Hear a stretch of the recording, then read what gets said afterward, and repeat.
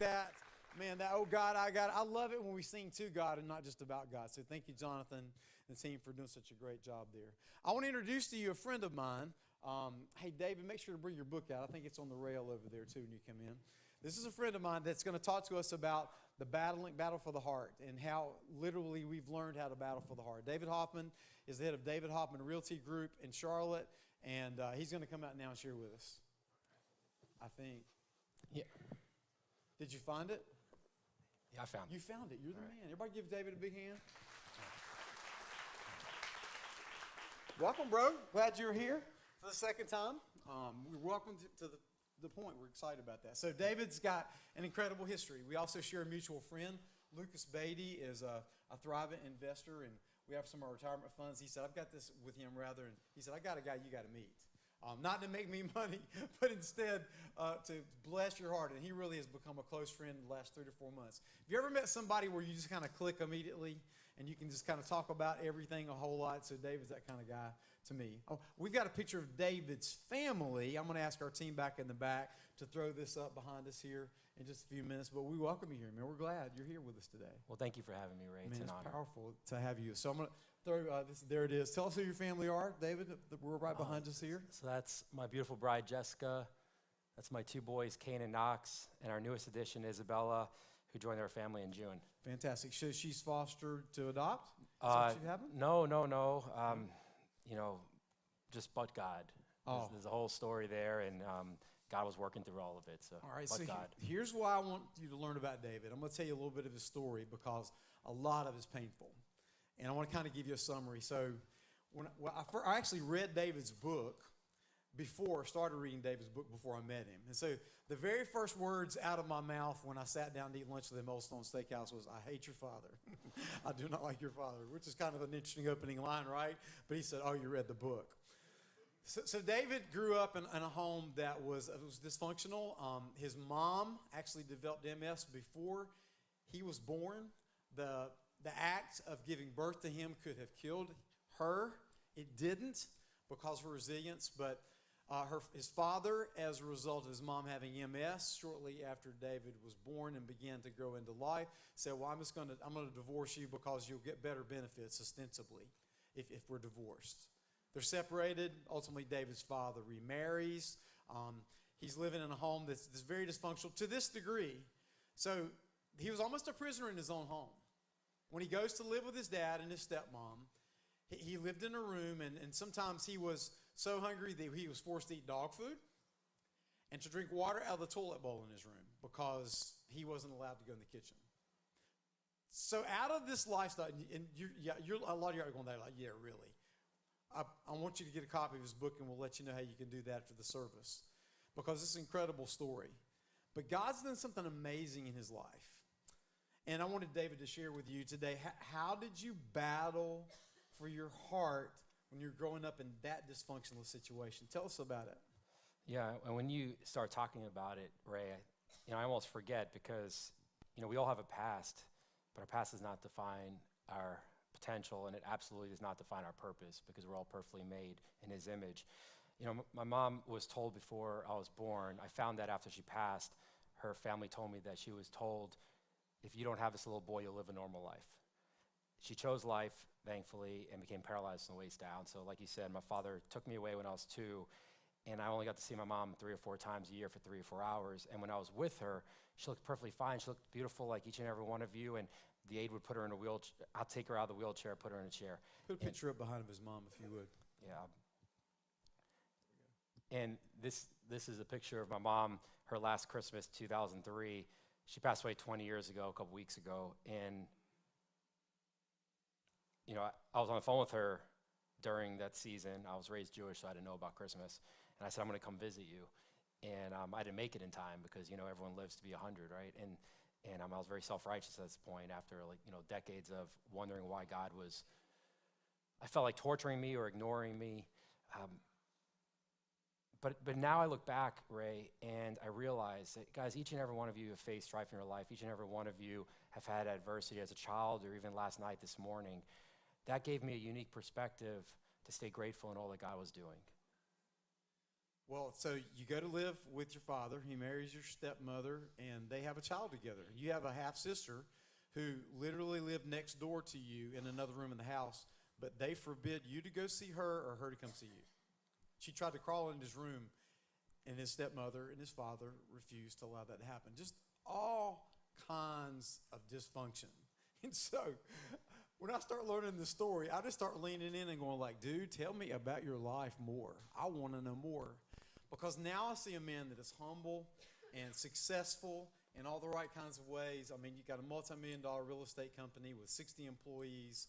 But, man, you've made it your mission to tell people about Jesus in your life. Even real estate conferences and various other things that you're invited to come speak at, you're just telling people about Jesus, which is powerful to me. Yeah, I didn't get saved until 2009. Tell us about that. Tell us about how you got saved. Well, I was raised in New York City. You're 30 years old at that time, right? Almost, yeah. And I never heard of Jesus. Being a Jew in New York, I never even heard of Jesus. It wasn't like, is he the Messiah? No, he's not. You just don't learn about Jesus. And I started working at 8 years old, right? Because I realized as long as I shoveled my snow in my driveway first, I can go shovel neighbors and make some money and go buy some food. As long as I rake my leaves first, I can go rake the neighbors' leaves while my stepmother's at work and my father was never present. And so many families have faced that with unpresent fathers. And so I'm learning at a young age hard work. At the time, I thought I was a victim, but I was really a victor, and God was working through me. Romans 8:28 says, God's working all things together for those who love him. And I actually believe that he's working all things together. Even if you don't realize yet who he is, he's still there. Because I look back and I realize that he was always there. And so I fast forward after my mom passed in 2004. There's a lot more to the story. Hopefully you had a chance to read the book. Not because it's about my story, but guys, everyone has a story. And I moved to Charlotte, hit the ground running, selling lots of homes because I had a work ethic that I learned from the adversity. It was a blessing in disguise. And then the market crashed in 2009, and I was in a relationship that didn't work out. And I said, God, you've taken everything from me. You took me from my mom. Then he put me in this horrible situation. Then he took my mom out of my life. I didn't even get to say goodbye to her. My one regret was not being able to say goodbye. I saw her again at the funeral.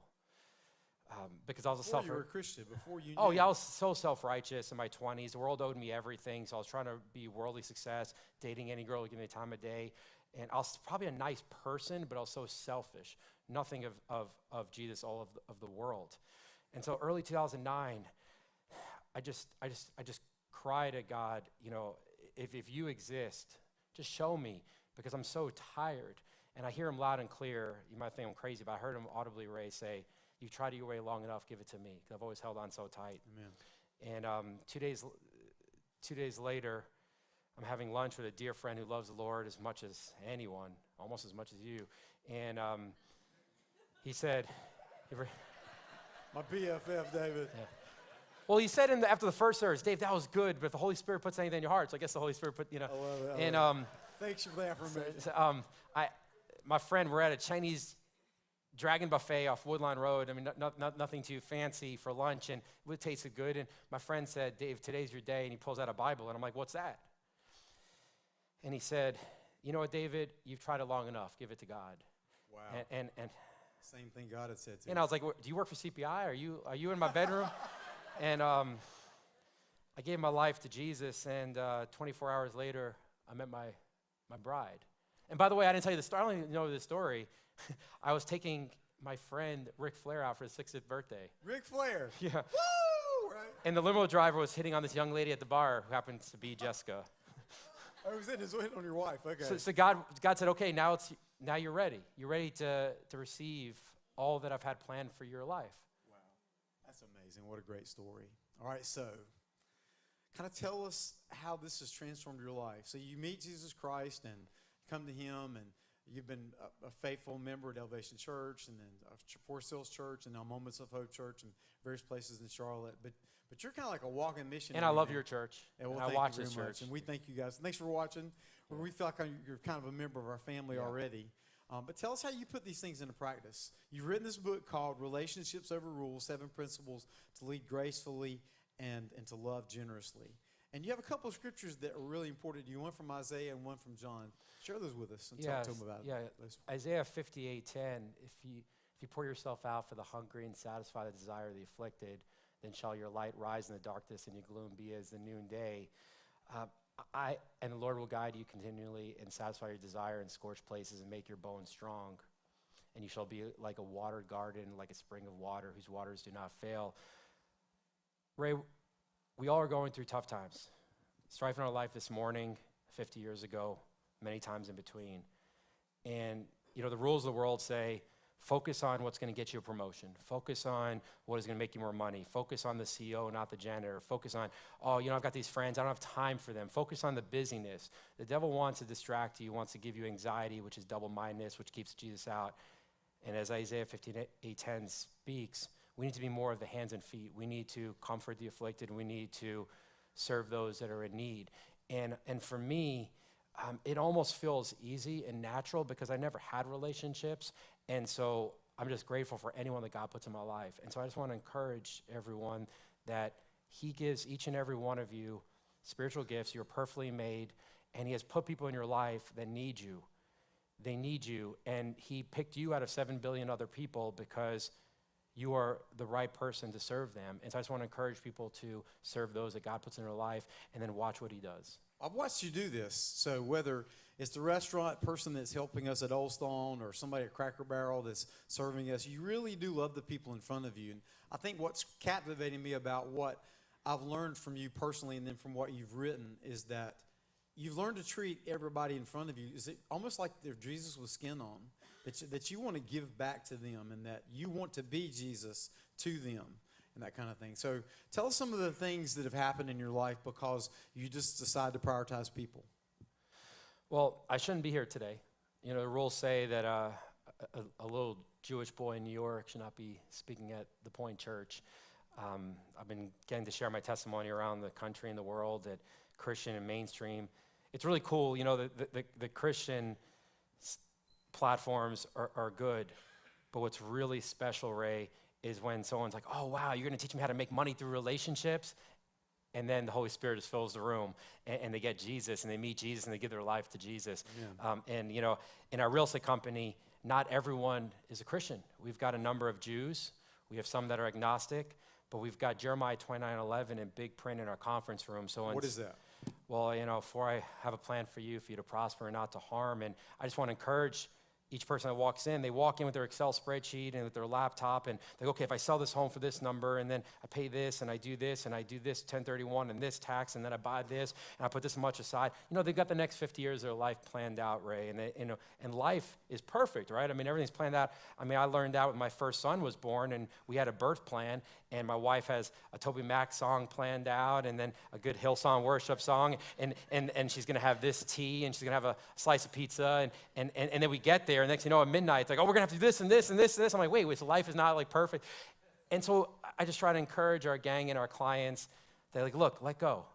Let go. Don't worry about tomorrow. Being Jewish, I really relate to the Israelites with the manna, holding on tight. I used to want to hold on tight because I didn't know when my next meal was coming.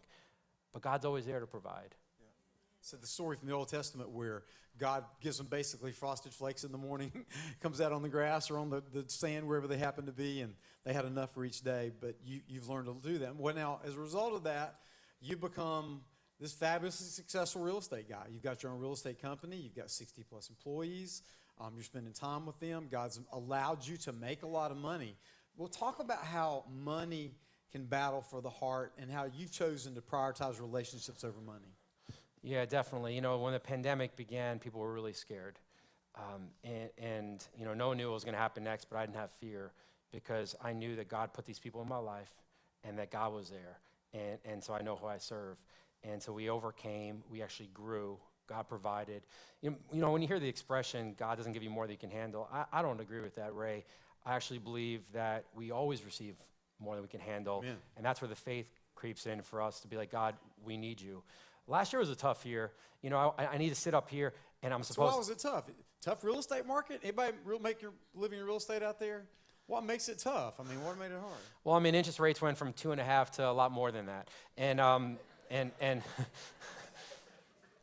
and people weren't just, sitting at home, hunkered down. They actually were getting back to logic. They weren't, just emotionally, well, I'm going to pay whatever this house is worth $500, I'll pay $800, I'll give my life savings. They were getting back to, I got to take care of my family, I have to hunker down. I built a lot of debt, and so we grew. We used a lot of savings, we used a lot of dollars, but those aren't our dollars. Just like you're talking about the tithing that goes to the offerings and the benevolence, that you guys did such a great job here. Those aren't our dollars. And so, Ray,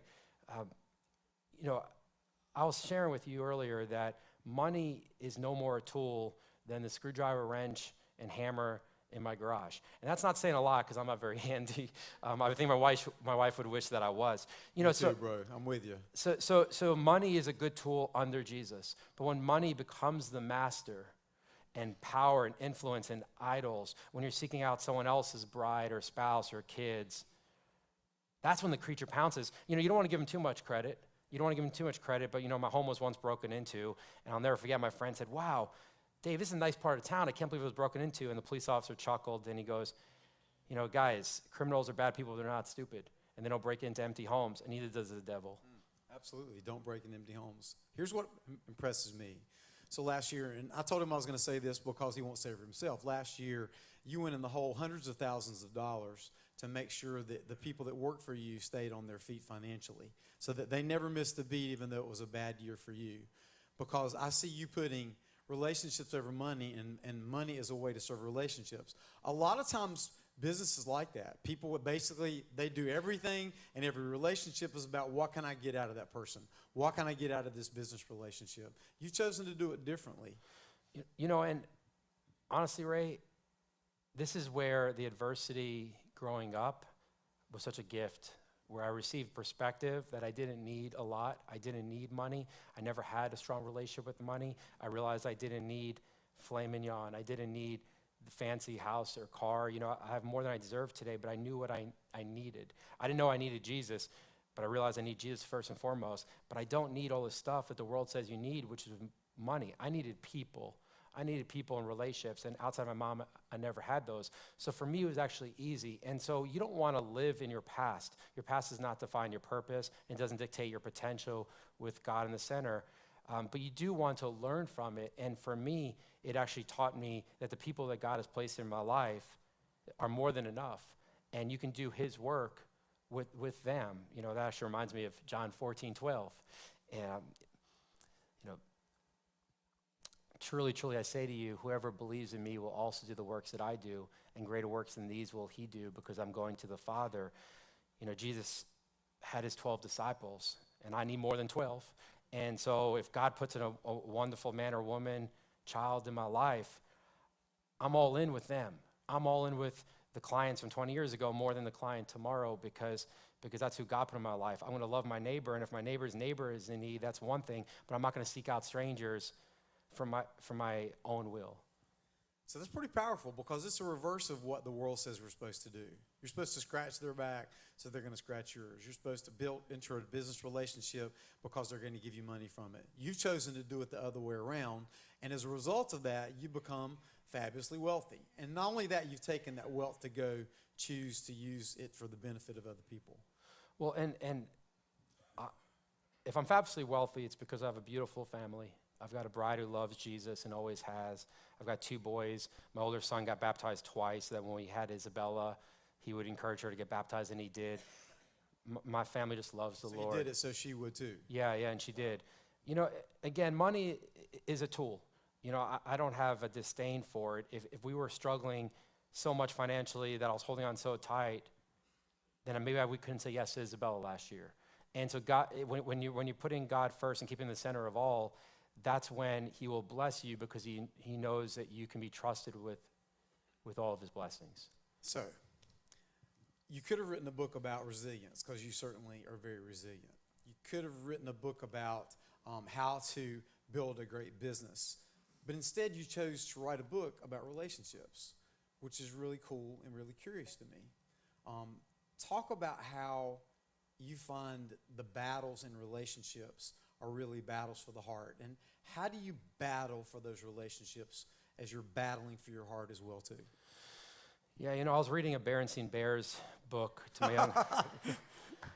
I mean, guys, with everything that's being put out in the world today, I mean, Berenstain Bears is Good stuff. it's That's good right. stuff. You know, you got to be really careful of what you. Berenstain, they sound like Jewish bears. I mean, you know, right? And it's a Christian book, actually. And you know, there's a book called The Golden Rule, and I used to read it, and it's good. But what's great is, you know, the Platinum Rule, like Jesus treated others how they needed to be treated, and so in every relationship, you know, I get asked, you know, where to get all these relationships? Why do you value relationships so much? It's an easy answer because I never had any. You know, outside of my mom, 3 hours, 3 times a year, 10 hours a year, I felt like I had no love, no friends, no strong relationships because I was a weird kid, stuck in my room so much. I felt like I had no love, and so I really valued that. Your dad left your stepmama who's you were 11, right? Yeah, and then it didn't get any better, you know, but at that point, I'm just working for myself, which again became a gift later in life. But for me, I just value relationships. I never had any, and so in each relationship, my goal is to just help someone wherever they are, and it doesn't matter if it's financially, real estate, in their marriage, if it's helping them with a child.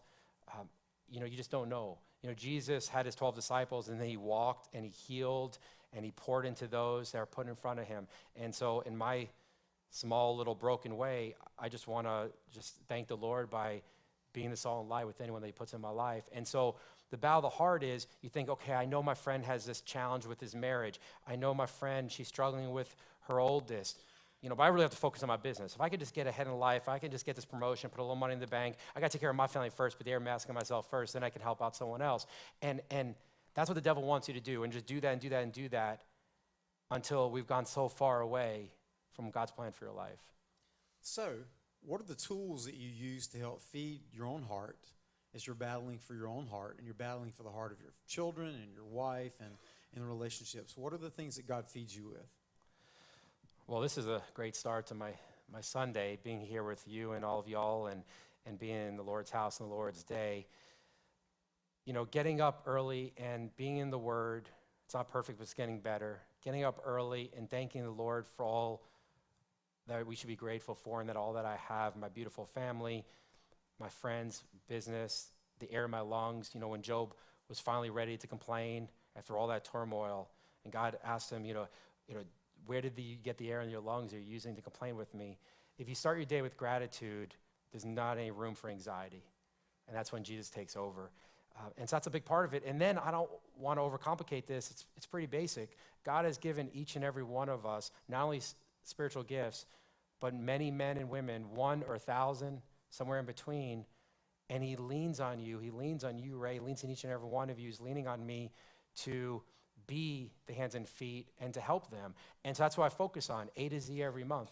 And I don't know what's going to come of it, but that's when God's work happens. And he's the God of the impossible.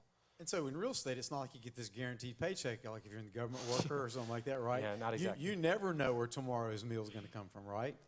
But you've chosen to be generous with your life, not just your money, but your time and your talent. So one of the things that you've been sharing with me is you get a chance to get on real estate platforms around America, and they invite you to come because you're successful, right? And so you've probably been on the platform with people that people might know, like Grant Cardone and Ed Milet and a lot of these people that are big in your industry. So what's interesting is what you started doing is using that platform to do what? Yeah, so, you know, it's one thing with the book, Ray. It's amazing. I've got a great publisher and writer and agent, and it's all but God. This shouldn't be happening, but it's my story for his glory. And so I've been able to do things like CBN and 700 Club and speak at wonderful churches like this one, The Pointe, and be on all this TV and podcasts, and that's all good. But what's great is when you get asked to go speak in New York City, and it's like, oh, tell me how to make a lot of money with relationships. Oh, we got the relationship guy coming up next, and he's like, let me tell you about our Jesus. And, I love it. you know, and guys, you know what? Some people won't say it publicly, but then I'll get a message in social media or an email or a text later. Some people will come up and say, I thought I was coming to learn how to grow my business after a tough season. I thought I was coming to learn how to get out of debt, but I'm going home to my wife, and I was going to leave her. One person came up to me with a gun in his bag, and I was like, whoa, what's it? He's like, it was for me. Wow. Not me, but for him. He was going to use it on himself. He didn't think he had a purpose for his life because he wasn't getting ahead, and he's going into debt. And God just keeps providing, and I keep thinking I won't be asked to come back. But God keeps opening more and more doors. Because sometimes when it's really tough, guys, sometimes when we're struggling, God, why is this happening? A lot of times it's because we're not following his plan. You know, if you put Waze on your car, which I did this morning, even though it was early, Waze says the masses are going left, you go right. And so you go away from the masses, you follow Jesus, and he'll take you the right way, and you'll get here early. I love it. That's good stuff. So you knew how to get here because you've been here before. That's cool. So one of the things you just shared with me is you spoke to a real estate conference in Florida to a largely secular audience, Jewish audience, agnostic, atheist audience, and that kind of stuff. And so tell us about your scores. You got 99.3, is that right? Yeah, it was all hundreds. And then one category I got 0. And the feedback was, he talked way too much about God and this Jesus, and they put in quotes. And so you decided to slow down and not do that anymore? Oh, no, I just doubled down. I got asked to speak into it. So what's cool about this is you've used your platform, and you said to me backstage that everybody's got a platform. You think one day I'll do him, and I'll be like that, or I'll be like her. But instead, we need to use our own story to share Jesus in our own lives in very practical ways, right? Yeah, absolutely, guys. Each and every one of us has a story. And, you know, a friend the other day was like, Dave, man, I had a good childhood. I had Christian parents. And I'm like, yeah, well, your story is X, Y, Z. Mine was A, B, C. You know, God uses each and every one of us, just like the 12 disciples, just like so many of the characters in the Bible. Paul and Joseph had similar stories, but they were both tested. Job, another character I really appreciate. And so we all have a story. So I just want to encourage each and every one of you that you all have a story and that you're more than enough. And God has a big plan for your life. Wow. So I feel we could go on all morning. I wish that you could know his entire story. As a matter of fact, there's some of you interested in perhaps getting a copy of his book. But here's the deal. Because of his generosity to make it available to us at cost and your generosity to give, every family here as you leave today will get a copy of this book. Actually, it's autographed too. He sat down and did this a couple months ago. Appreciate that. So now we're going to invite you, though, into God's forever story. Would you bow your heads and hearts in prayer?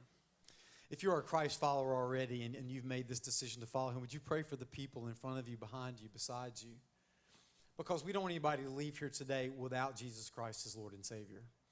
And so I want to invite you to pray this very simple prayer. If you feel the conviction in your heart like David had in 2009, 30 years after he was born, or maybe you're a teenager, or maybe you're a senior adult or something like that, wherever you are in your life, if you have never given your life to Jesus, we want to invite you to do that right now. And it's as simple as this. Whether you're watching online or in the room, just pray this prayer very simply. And if you mean it from your heart, God accepts you. Say, Dear Jesus, I give you my life. I give you my life. It's that simple and yet that transformative, because now he's going to begin transforming your life and your heart as you battle for your heart.